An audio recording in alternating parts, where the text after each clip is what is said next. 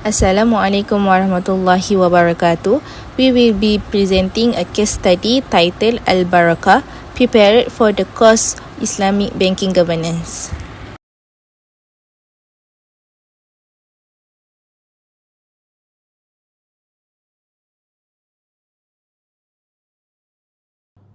Assalamualaikum warahmatullahi wabarakatuh. My name is ADLINA binti KAMARUDDIN. My number matric is 1220771.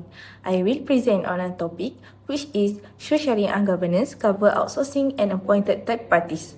To answer the question, yes, under BNM Sharia Governance Policy Document, Sharia governance must cover outsourced activities and appointed third party to ensure end-to-end Sharia compliance across all operation, product, processes, and service arrangement. In the Baraqah case, the Sharia audit report was deleted from the internet system. Even if the audit or IT function is outsourced, the bank remains fully responsible. In SGPD 2019, 10.9 in Part C and also 16 until 19 in Part E require that all audit activities, internal or external, be governed under Sharia principle. In Sharia obligation, weak control allowed manipulation, breaching the obligation of transparency and accountability. Second, sukuk proceeds were temporarily placed in conventional fixed deposit. Even if managed by an external trustee or fund manager, the bank cannot escape responsibility. In SGPD 2019, in 8.10 Part B and also 10.2 Part C, emphasized that all fund management must comply with Sharia.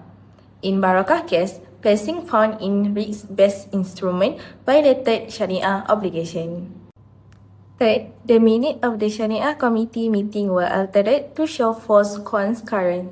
If documentation is handled by a corporate secretary or external party, integrity must be preserved.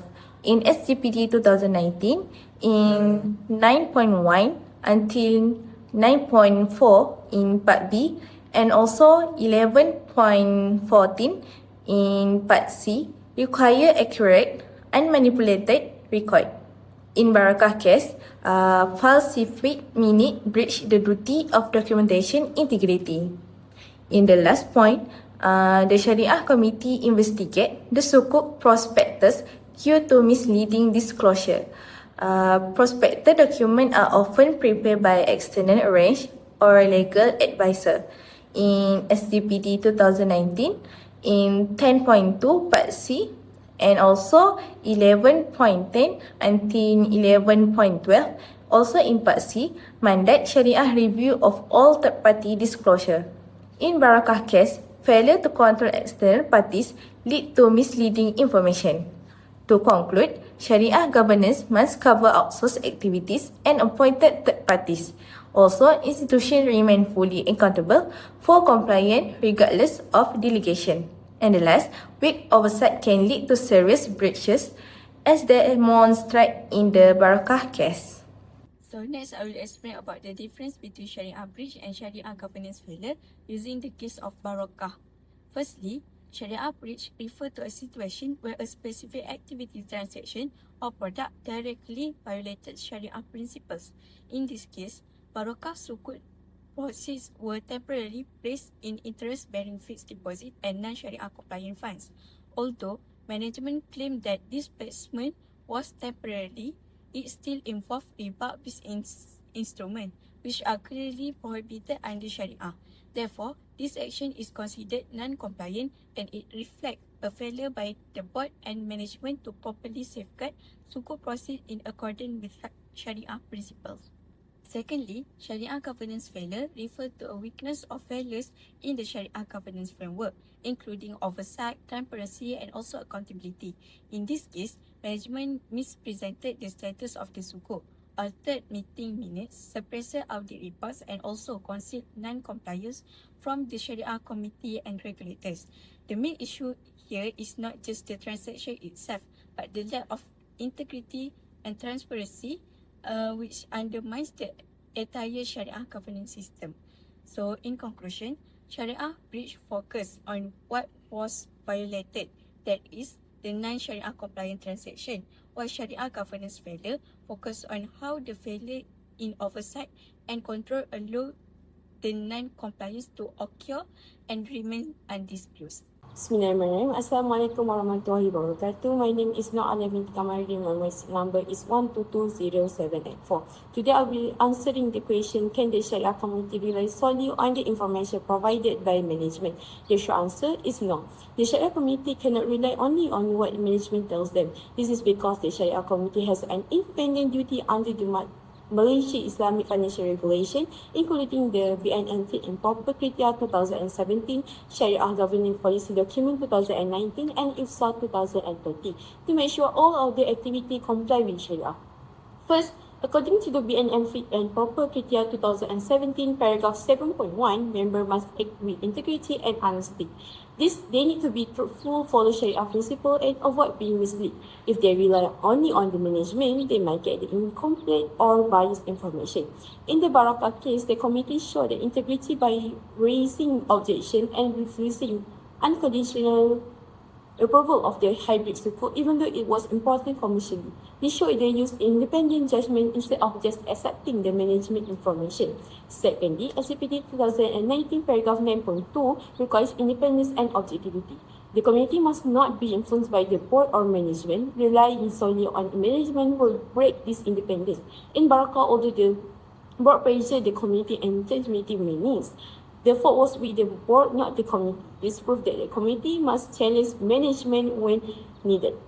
Thirdly, under the IFSA 2030, Section 28 and SGPD 2019, the committee must have enough knowledge in Sharia and Islamic finance. This means that they must review, check, and question management information. In Baraqah, the committee found riba and war issue in the sukuk and require changes. This shows that the independent review is mandatory, not optional. In short, the Sharia committee cannot rely only on management because it will go against their duty to act with the integrity, stay independent, and use professional judgment. Next, let's move on to the fourth one. BNM Fit and Proper Criteria 2017 paragraph 10.5 require the Sharia committee to use due care and professional judgment. This means decision must be made carefully based on the sound reasoning and not just accepting what management say. In Baraqah, the committee requires asset reclassification and deferred approval of the sukuk until it fully comply with the Sharia. Fifth, under the IFSA 2030, Section 38, the committee must escalate any unresolved Sharia issue to the board and the Bank Negara Malaysia. In Baraqah, the chairperson sent a confidential memo to the BNM, even though the management resists. This shows that the committee cannot and must not rely only on the management. SCPT 2019 paragraph 8.1 stress accountability and amanah. The committee must protect the Sharia integrity and maintain public trust. In Baraqah, they prioritize Sharia compliance over commercial pressure, fulfilling this responsibility. Finally, the regulatory outcome under BNM Fit and Proper Criteria 2017 paragraph 10.4 show that the committee acted correctly. Members were not penalized and the committee was reconstituted and the chairperson reappointed. This confirmed that BNM recognized the committee act independently and responsibly. In conclusion, the Sharia committee cannot rely solely on management information. Doing so would compromise integrity, independence, competency, due care, accountability, and the duty to escalate, all of which are essential for good Sharia governance. Assalamualaikum warahmatullahi wabarakatuh. My name is NURSOFIANA binti AHMAD and my matrix number is 1220817. So for my question, suggest 3 corrective measures to prevent recurrence of such Sharia non-compliant incident. So here are the 3 corrective measures to prevent Sharia non-compliant from happening again, which related based on Baraqah case. So firstly, perform regular Sharia self-checks. Every department must use a simple checklist to check their own work every month instead of waiting for a yearly audit. In the Baraqah case, the bank ignored uncertainty, making horror in their sukuk to get more profit. So a self-check would have forced the team to follow the rules before the product was even launched. So this is aligned with section 28 in bracket 1 of ISA 2020, which says a bank must always be Sharia compliant, and also section 18 of STPD 2019, which require regular Sharia review of all activities.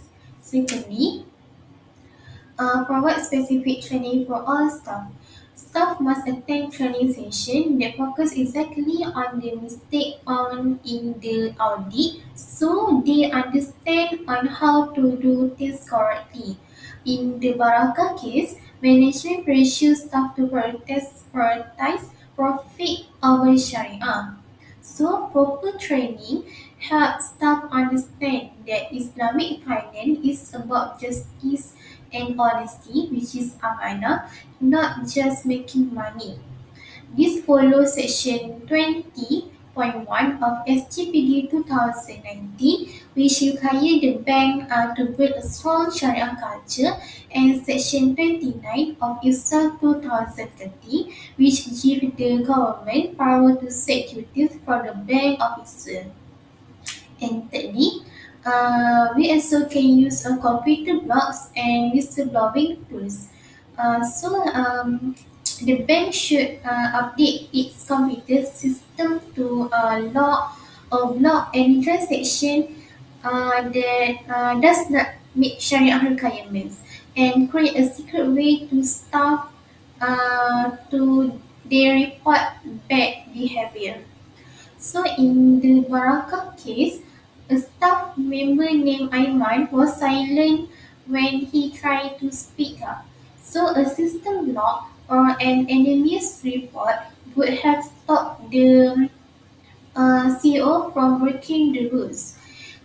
This is supported by Section 8.2 of SGPD 2019, which says leader must set an honest, which is turned from the top, and also Section 245 of ISO 2030, which allow for punishment if people purposely ignore the law.